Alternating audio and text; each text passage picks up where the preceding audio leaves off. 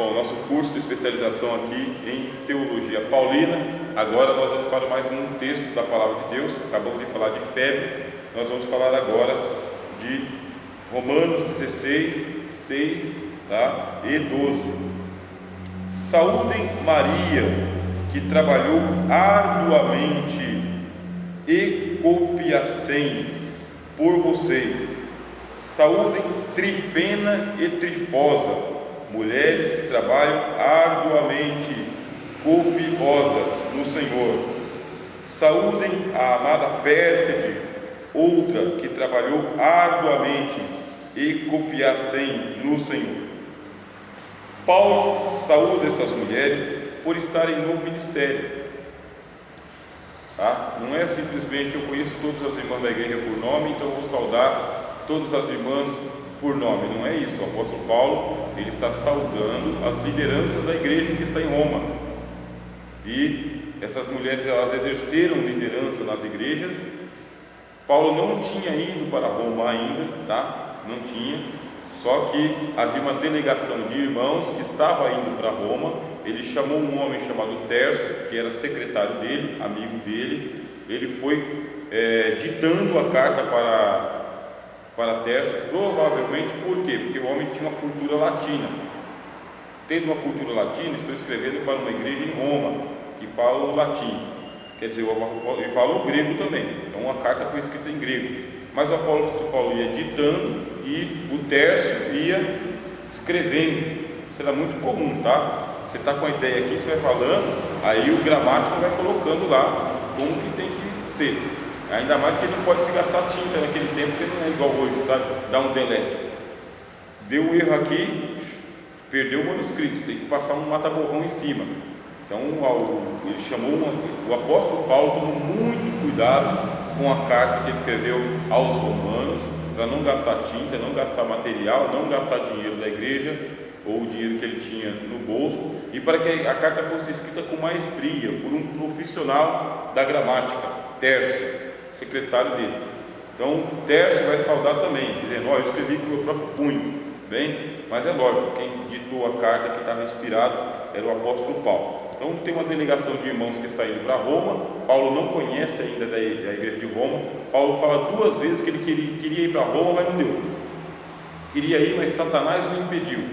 Mas ele tinha desejo de ir para Roma, então ele foi para Roma, e ainda foi conduzido de grátis para Roma, no porão, no convés, e depois na cabine do piloto, por causa que foi uma tribulação para ele chegar em Roma, mas ele chegou. Então o que acontece? Mas ele saúda as irmãs que estão em Roma, porque ele conhece essas irmãs, porque essas irmãs, elas andavam nas igrejas ministrando o evangelho aos santos, ministrando, elas reconhecidas. Então a quem que o Paulo está saudando? Gente que ele conhece, que ele conheceu nas outras igrejas, não na igreja de Roma, porque ele não conhecia a igreja de Roma. É só ler a carta que vocês vão ver. Olha, muito desejei ter convosco para vos comunicar algum dom espiritual, para que assim nós possamos juntamente nos edificarmos. E eu peço que vocês orem para que assim um dia eu possa estar com vocês. Mas tem gente aí que eu conheço. Tem Febre, que eu conheço, em Sencreia, tem Maria, tem Trifosa, tem Trifona. Essas mulheres trabalharam arduamente.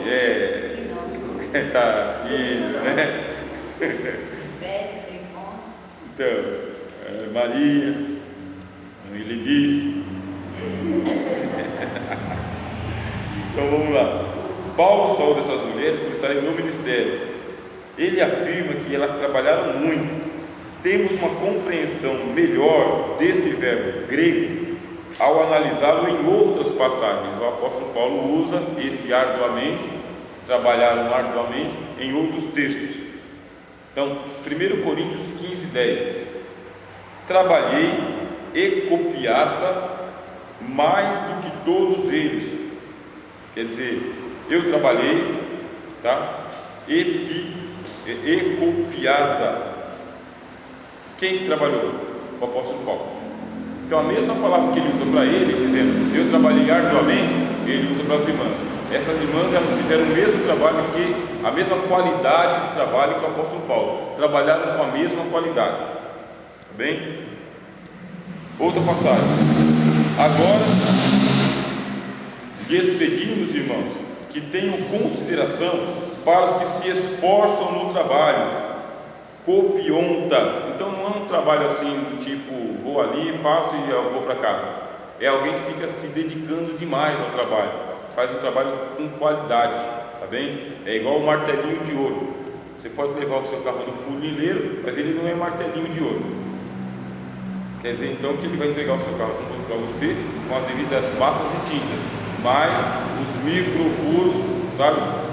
Ele não vai conseguir fazer nada. O martelinho de ouro não, é especialista. O cara vai trabalhar e vai devolver o seu carro intacto, vai fazer um bom trabalho. É o que o apóstolo Paulo está falando, sabe? O que eu estou fazendo, eu faço com esmero, eu faço com dedicação, eu faço com esforço. Meu trabalho é qualificado. Dessas irmãs também. Dá para trabalhar de uma maneira qualificada para Deus? Dá. E dá para trabalhar no improviso? Dá também. Dá para trabalhar no improviso. Para Jesus dá. Irmãos, olha, o negócio é o seguinte: eu não canto, nem toco, eu desafio até bater do palmo. Mas como é para Jesus, então nós vamos aqui improvisar. De vez em quando dá para fazer isso. Bem, agora que tipo de material que é esse? Você pode fazer da seguinte maneira: vai que me dá uma oportunidade, então eu não canto, eu não sou afinado, desafino até assobiando, mas vou começar colocando uma playlist aqui, ouvindo, vou cantando junto. No dia que me der a oportunidade, pelo menos eu sei cantar no compasso, entoado, porque eu já ouvi muitas vezes os irmãos e as irmãs cantando hinos da harpa cristã desentoados. Aí cantava junto, até um ponto. No outro ponto eu ficava só ouvindo e dando graças a Deus, né, pelo louvor. Agora a pessoa pode ter outras qualidades também. Isso é um exemplo, tá? Isso é um exemplo. Então ele aqui está trabalhando arduamente, elas também trabalham arduamente, tá? Aí diz assim: entre vocês,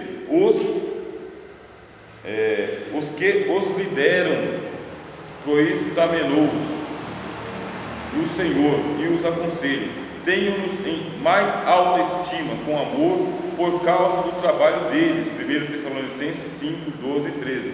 Então, meus irmãos, aquele irmão e aquela irmã que trabalha para o Senhor, e você percebe que ele tem uma dedicação, a irmã trabalha, você vê que injustiça, a irmã trabalha tão dedicada, com tanto carinho, com tanta presença, né? Com tanta atenção, com tanto esmero, mas a irmã não pode ter nenhum reconhecimento porque nasceu com o cabelo comprido e usa saia em algumas igrejas. Aí não pode. Quer dizer, mas ela trabalha com carinho, com dedicação, não pode receber muitas honras não, porque é vaidosa. A irmã vai ficar vaidosa. E quantos homens vaidosos não existem? Um monte. Mas aí não tem problema. Aqui a pessoa trabalhou com dedicação, com esmero, com carinho. Então vamos tratar ela com digna aquilo que ela está fazendo. Aí tem um ensimismamento, as pessoas ficam ensimismadas, enciumadas com aquela pessoa que se dedica demais. Ao invés de dar o reconhecimento, começa a dar retaliação para a pessoa, tira ela do que ela está fazendo, dá outra coisa, uma estratégia, sabe? Que existe em alguns lugares aí, dá uma outra coisa para a pessoa fazer que ela não gosta de fazer, não sabe fazer direito, aí ela faz mal feito, e com tristeza ela começa a servir ao Senhor com tristeza. Agora tem gente que é tão sangue no olho que fala: não tem problema não, do jeito que eu fiz lá eu faço aqui também. Aí começa a se destacar, dá mais raiva ainda. Dá mais raiva ainda, né? Eu tiro essa pessoa aqui do cárcere, né? Coloco, ela vai parar lá no palácio do governador. A minha intenção é que ela fosse para Las Boas. Tem gente que é assim mesmo, sabe?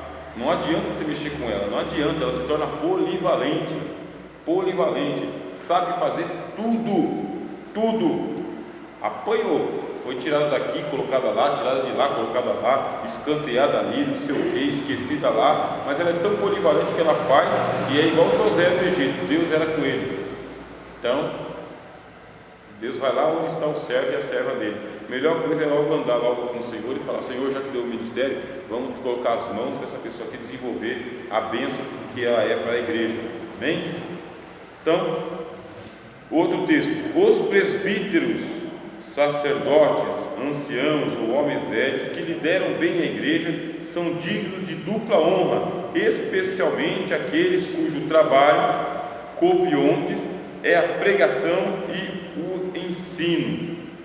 Então, presbitério, a gente já sabe que tem aqui as irmãs para o diaconato, que exercem a diaconia, que fazem um trabalho árduo, trabalho competente. Mas tem como nós ordenarmos uma mulher ao presbitério? Como que fica? Será que vai ter presbítera na igreja? Porque aí o negócio já vai ficando, uma questão de nomes. Eu sei que tinha um homem chamado Filipe, que era evangelista, e que as filhas dele eram profetisas. Eu sei que elas eram profetisas, reconhecidas, pela igreja como profetisas, essas filhas de Filipe. A gente sabe que tem aqui as diaconitas. Mas e presbítero? Bom, tem a função presbiteral também. Função presbiteral. Esta função presbiteral, primeiro, a palavra presbítero a gente usa num contexto fora do contexto, Nós, da Igreja Evangélica Brasileira, até onde eu vou acompanhando, a gente usa essa palavra meio fora de contexto, mais por causa do cargo e não pelo que significa. Mas para ser presbítero, precisa ser ancião, bem, biblicamente, porque se aplica a um ancião. O presbítero é um ancião. Quer dizer que ele ele seria uma escala dentro do ministério para aquele que passou pelos ministérios e que agora vai ser quase que jubilado. Por que quase que jubilado? Não vai ser jubilado, Mas é uma pessoa que tem idoneidade para fazer o ensino, por causa que ele já é um ancião, presbiterói. Bom, sendo ele um presbítero, um ancião, pode ensinar os outros também, os diáconos, os evangelistas, os pastores. E esses presbíteros, eles podem ser episcopóis também, supervisores, alguém que supervisiona várias igrejas, é o episcopo. Se alguém deseja ser supervisor de igrejas, ótimo, excelente obra, deseja. Então, não tem nada contra. Agora, a gente pode aplicar às irmãs? Pode aplicar às irmãs no sentido da palavra, meus irmãos. Uma irmã que seja anciã, que tenha o seu ministério, que tenha servido no seu ministério, que pode ser reconhecido na função presbiteral. Agora, se a gente vai dar uma credencial de presbítera para ela, aí é uma outra questão, porque a gente já dá credencial de presbítero para os irmãos que não são anciãos. É uma escala hierárquica dentro das igrejas, diácono, presbítero, evangelista e pastor. Mas nas igrejas batistas, por exemplo, você tem diáconos e pastores. Diáconos e pastores nas igrejas batistas. Aí o presbítero e o evangelista são funções. Então, se quiser montar bem a eclesiologia, você pode reconhecer a função sem necessariamente ter que dar uma credencial. Você pode dar lá uma credencial para o diaconato, diaconia, e outra para o pastorado. Pode dar também. Mas a gente quer reconhecer como presbítero em nossa igreja. Põe na eclesiologia.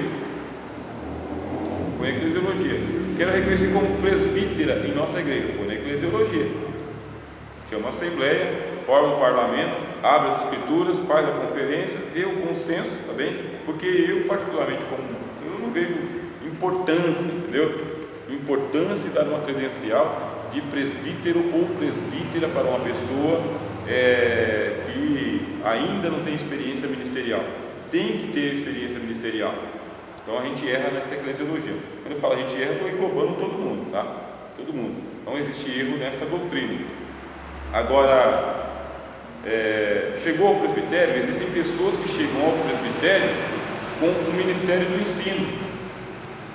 Mas todos os presbíteros ou pessoas que têm funções presbiterais têm um dom do ensino? Não tem. Nem todos. Por isso que o apóstolo Paulo fala, aqui principalmente aqueles que se dedicam à palavra, ao ensino da palavra. Aí Paulo fala de dupla honra para os presbíteros. O que é essa dupla honra?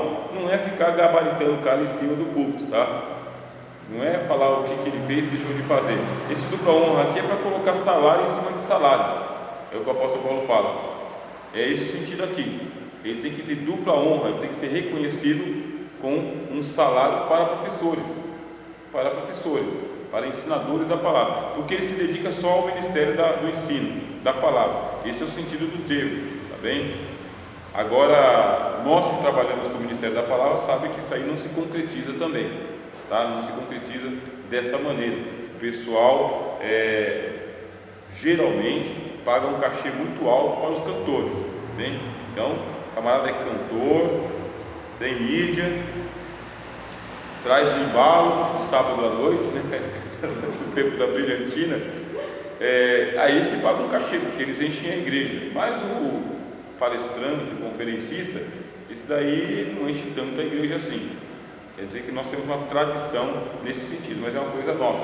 Pode ser mudado? Sim, porque tradições se mudam, tá bem? É só a igreja investir nesse ministério que a tradição muda também, porque existem comunidades que o investimento é no estudo. O investimento é no conhecimento da palavra, da doutrina. E essas comunidades, essas igrejas aí, elas valorizam muito os seminaristas. Seminarista, aquele irmão é muito seminarista, aquela irmã é seminarista. Pastor João? Nós investimos aqui então em conhecimento da palavra, não dizendo o seguinte, que esse é de menos importância ou de mais importância do que o ministério do louvor. Então existe a sua devida importância. O que a gente não pode fazer é aqueles 2 pesos e 2 medidas. No caso aqui o apóstolo Paulo fala, esses presbíteros aí, eles trabalham bem, trabalham com a palavra, então sustenta esses irmãos aí para ficarem com vocês. Seria isso, bem? Quando estudamos esta última passagem dentro do seu contexto, 1 Timóteo 5, 1, 18, torna-se claro que as mulheres fazem parte da classificação presbíteros, sacerdotes e anciãos, ou homens velhos, pastores que trabalham. Está vendo aí? Essas mulheres, elas são presbíteros também, elas são anciãs. Então chegou lá no seu ancianato, serve bem ao Senhor, tem o seu ministério, tem a sua idoneidade, pronto, não tem problema nenhum. Por que não rejeitar água para quem o Espírito Santo já batizou? É uma coisa assim, contender com Deus. Aí o Senhor Jesus, o Espírito Santo fala, bem, a gente até que poderia levantar naquela igreja, mas eles não aceitam, então deixa assim mesmo. Ou faz o seguinte, vamos levantar e vamos dar um ministério para ela, né? Pode ser. Vamos fazer uma pausa.